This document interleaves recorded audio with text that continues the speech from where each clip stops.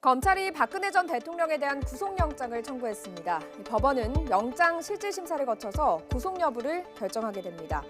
만일 박 전 대통령이 구속될 경우 퇴임 후 구속되는 역대 세 번째 전직 대통령이 되는데요. 우리나라 역대 대통령 중 퇴임 후 구속된 사례는 12.12 군사반란의 주역인 전두환 노태우 전 대통령이 있습니다.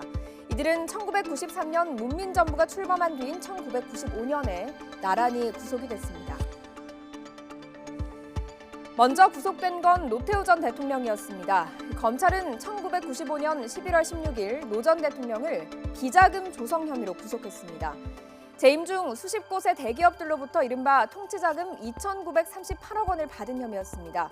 노 전 대통령이 구속되자 김영삼 전 대통령은 역사 바로 세우기를 내세우면서 두 전직 대통령 단죄에 속도를 냈습니다.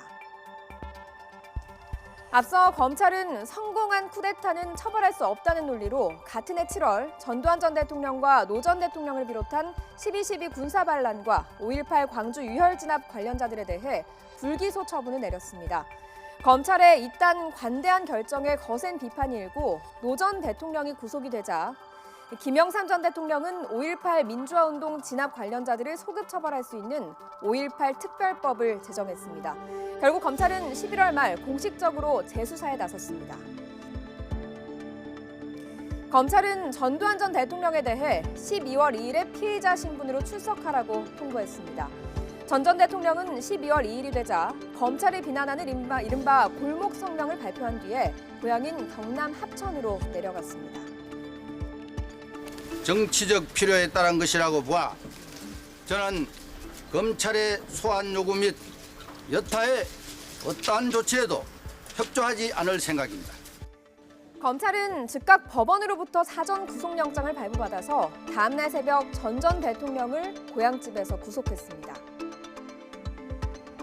결국 전 대통령과 노 전 대통령은 12.12 군사반란에 대해선 군 형법상 반란수계 혐의 등으로 5.18 광주 유혈 진압에 대해선 내란 혐의 등으로 기소가 됐습니다. 검찰은 또 1996년 1월에 전 대통령에 대해서는 재임 기간 중 대기업들로부터 비자금을 받은 혐의로 추가 기소했습니다. 나란히 법정에 서게 된 두 전직 대통령에 대해 법원은 혐의를 모두 유죄로 인정했습니다. 전두환 전 대통령에게는 무기징역, 노 전 대통령에게는 징역 17년을 선고했습니다. 복역하던 두 사람은 1997년 12월 당시 김영삼 전 대통령과 김대중 전 대통령 당선자 간 합의로 특별 사면됐습니다. 두 전직 대통령이 구속돼 당시에는 영장 실질심사 제도가 없던 때였습니다. 따라서 박근혜 전 대통령이 영장 실질심사를 받을 경우 역대 대통령 첫 번째 영장 실질심사 사례가 됩니다.